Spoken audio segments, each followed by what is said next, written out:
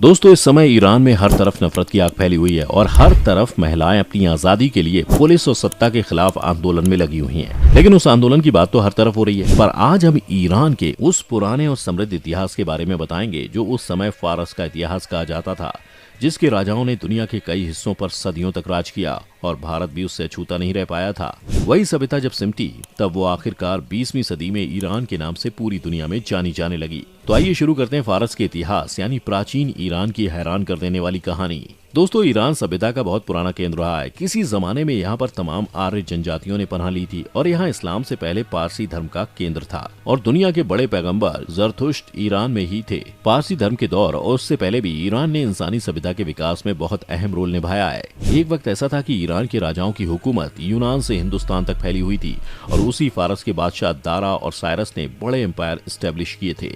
दोस्तों, ईरान को कुदरत ने तमाम नेमतें बख्शी हैं, लेकिन सारी खूबियों के बावजूद यहाँ एक कमी रह गई और वो है नदी। बाकी देशों की तरह यहाँ कलकल करती नदियां और झरने नहीं है, लेकिन जमीन के नीचे पानी भरपूर है और ये बात काफी हैरान करने वाली है। इसी वजह से एक जमाने से ईरानियों को पीने के पानी की बहुत किल्लत झेलनी पड़ती थी। लेकिन पहले के जमाने में ही ईरान में साइंस ने इतनी तरक्की कर ली थी कि ईरानियों ने इस मुश्किल का तोड़ इंजीनियरिंग के कमाल से ढूंढ निकाला और ये तब का जमाना था जब पूरी दुनिया में ये सारी चीजें उपलब्ध नहीं थी। आपको बताएं कि ईरान में पहाड़ बहुत हैं और इनकी फुट हिल्स में अक्सर ग्राउंड वाटर की बड़ी मात्रा मिल जाती है। आज से करीब 3000 साल पहले ईरानियों ने इसी ग्राउंड वाटर को सप्लाई से निकालकर ढलान के जरिए दूर दूर तक पहुंचाने का तरीका सीख लिया था और कामयाबी से इस्तेमाल भी किया, जो कि उस जमाने में बिना मोटर और बिजली के कर पाना बहुत मुश्किल था। जमींदोज पानी को निकालने के लिए ईरान की इस तकनीक के नमूने वहां के शहरों और दूसरे इलाकों में भी मिलते हैं। पानी सप्लाई की शानदार इंजीनियरिंग को फारसी जबान में कारिज कहते हैं, लेकिन इसका अरबी नाम कनात चलन में ज्यादा है। आपको लेकिन ये जानकर और हैरानी हो सकती है कि 3000 साल पुरानी ये तकनीक यानी कि पहाड़ों की तलहटी से पानी निकालकर इसे दूर दूर तक पहुंचाने वाला सिस्टम आज भी चलन में है। यही कारण है कि 2016 में यूनेस्को ने इसे वर्ल्ड हेरिटेज साइट में शामिल कर लिया था। इसके प्रोसेस को अगर आपको बताएं तो पहाड़ों में कनात बनाने के लिए सबसे पहले ऐसी जगह की पहचान की जाती है जहां जमीन के अंदर भारी मात्रा में गाद वाली मिट्टी हो। फिर उस जगह पर बड़ा गड्ढा खोदकर जमीन के अंदर पानी तक पहुंच बनाई जाती है और कनात के जरिए ही ऊंचाई से निचले इलाकों में सिंचाई के लिए पानी पहुंचाया जाता है। ऊपर से देखने पर ये गड्ढे ऐसे मालूम होते हैं जैसे कच्ची जमीन के अंदर चींटियां गड्ढा खोदकर अपने लिए घर तैयार करती हैं। ऊपर से देखने से ये अंदाजा नहीं लगता कि अंदर नालियों का जाल बना हुआ है। जमीन के ऊपर ये गड्ढे हवा पास करने के लिए बनाए जाते थे ताकि अंदर खुदाई कर रहे मजदूरों की सांस ना घुटे। फिर जमीन के अंदर दलदली मिट्टी में छेद करके मिट्टी बाहर निकाली जाती थी और फिर गड्ढे बनाकर वहां पानी निकाला जाता था। कनात के अंदर ढलान इस तरह से बनाए जाते थे कि पानी तेज बहाव के साथ बहता रहे। ये सब सुनकर आपको हैरानी हुई होगी और हकीकत में भी इसे बनाने का तरीका काफी पेचीदा था, लेकिन इसकी बदौलत ही ईरान सदियों तक अपने सूखे इलाके तक पानी पहुंचाता रहा। इसकी बेहतरीन मिसाल तो साउथ ईस्ट ईरान के फारस में देखने को मिलती है। 550 से 330 ईसा पूर्व में यहाँ एकेमेनिड वंश के राजाओं ने पर्सिपोलिस नाम का शहर बसाया था। ये शहर जाग्रोस पहाड़ों से घिरा था। यहाँ के मैदानों में सूखा था और हवा काफी गर्म थी। रेगिस्तानी इलाकों की तरह यहाँ के लोगों को पानी की किल्लत का सामना करना पड़ता था, लेकिन कनात जैसी तकनीक की बदौलत पर्सिपोलिस वंश के राजाओं के लिए सत्ता का बड़ा केंद्र बन गया और उन लोगों ने यहीं से अपनी हुकूमत यूनान से लेकर हिंदुस्तान तक कायम कर ली। और तो और उन्होंने इस शहर को दुनिया का सबसे आलीशान शहर बना दिया। बड़े बड़े पार्क और बाग इस शहर की खूबसूरती में चार चांद लगाते थे। अब आप ही सोचिए, जहाँ पानी की कमी से लोग जीवन की कल्पना भी नहीं करते थे, वहाँ लोगों ने दुनिया का सबसे हरा भरा शहर बसा दिया, जो कि अपने आप में चमत्कार सा मालूम होता है। और देखते ही देखते वक्त के साथ पानी सप्लाई का ईरान का कनात सिस्टम दुनिया भर में फैल गया। कुछ तो ईरान के बादशाहों की बदौलत और कुछ यहाँ आने वालों की वजह से। जो भी ईरान आया वो यहाँ से इस सिस्टम की जानकारी लेकर लौटा और अपने यहाँ उसे आजमाया। एक इतिहासकार ने तो यहाँ तक दावा किया कि मिस्र के राजा इस सिस्टम से इतने खुश हुए कि उन्होंने फारस के राजा दारा महान को फराव की उपाधि से नवाजा।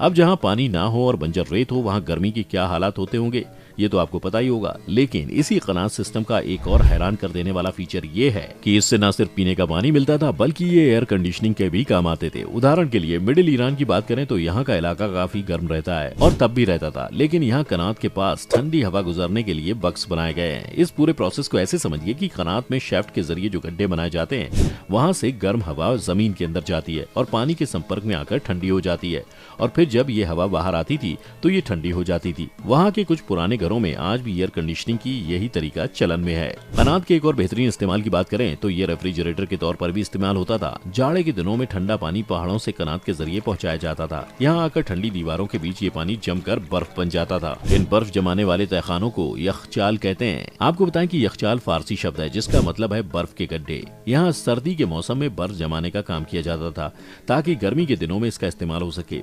बर्फ जमाने का ये तरीका यहाँ करीब 400 ईसा पूर्व यानी कि आज से करीब 2500 साल पहले विकसित किया गया था। यखचाल में बर्फ जमा रहने से जमीन के ऊपर का टेम्परेचर भी मॉडरेट रहता है। कनात की बदौलत ही यहाँ के राजा इतने खूबसूरत बाग बना सके कि इन्हें आज यूनेस्को की लिस्ट में शामिल कर लिया गया है। इन बागों में हरी घास की परतें कालीन जैसी मालूम होती हैं। इन बागों को चहार बाग कहते हैं। ये फूलों से लहलहाते पेड़ और कल कल करते पानी से लबरेज ये बाग बहुत सुकून देते हैं। इस बाग के बारे में आपको थोड़ा और बताएं तो ये बाग 4 हिस्सों में बने, इसीलिए इन्हें चहार बाग यानी कि 4 बाग कहा जाता है। इनको देखकर एहसास होता है कि पारसी लोग कुदरत के प्रेमी थे।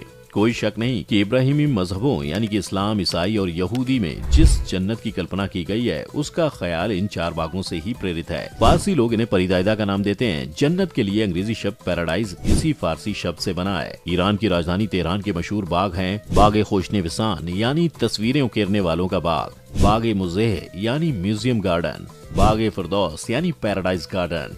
ईरान के चहार बाग की फिलॉसफी का असर दुनिया में कई देशों में देखा जा सकता है। मोरक्को के शहर मराकश के महलों, स्पेन के किले, अल-हमरा के सहन में बने बाग और फ्रांस के राष्ट्रपति निवास यानी पेरिस के आर्किटेक्चर पर फारस की कला और संस्कृति का असर साफ देखा जा सकता है। अब अगर मुगलों की बात करें तो फारसी शासकों के बाद दुनिया के बड़े हिस्से पर उनका राज हुआ, लेकिन आपको जानकर हैरानी होगी कि मुगल बादशाह भी फारसी जबान और संस्कृति को दुनिया में सबसे अव्वल मानते थे। मुगलों ने न सिर्फ ईरानियों की भाषा फारसी को अपनी जबान बनाया बल्कि उनके आर्किटेक्चर को भी गले लगाया। ईरानियों के चहार बाग की तर्ज पर मुगल बादशाहों ने कश्मीर से लेकर दिल्ली और लाहौर तक बाग बनवाए। यहाँ तक कि हमारे राष्ट्रपति भवन का मुगल गार्डन भी फारस की चहार बाग परंपरा से ही इंस्पायर्ड है। हुमायूं के मकबरे, ताजमहल के आसपास का एरिया, लाहौर और कश्मीर के मुगल गार्डन भी फारसी संस्कृति के भारत पर असर की बहुत बड़ी मिसाल हैं। आज भले ही इन्हें मुगल बाग कहा जाता है, लेकिन मुगल काल में इन्हें भारत में भी चहार बाग ही कहा जाता था। हालांकि नई तकनीक आने के बाद ईरानियों की कनात पर निर्भरता कम हुई, लेकिन गांव देहातों में आज भी इसी के जरिए पानी पहुंचाया जाता है। कनात की देखरेख का काम लोकल लोगों को सामाजिक तौर पर जोड़ने का भी काम होता है। साइरस महान ने अपने दम पर ईरान में बैठकर दूर दूर तक अपना राज्य फैलाया। जरा सोचिए, अगर ईरान के सूखे वातावरण में कनात जैसा सिस्टम नहीं बना होता तो क्या पूरी दुनिया में फारस की सभ्यता का इतना प्रभाव बन पाया होता?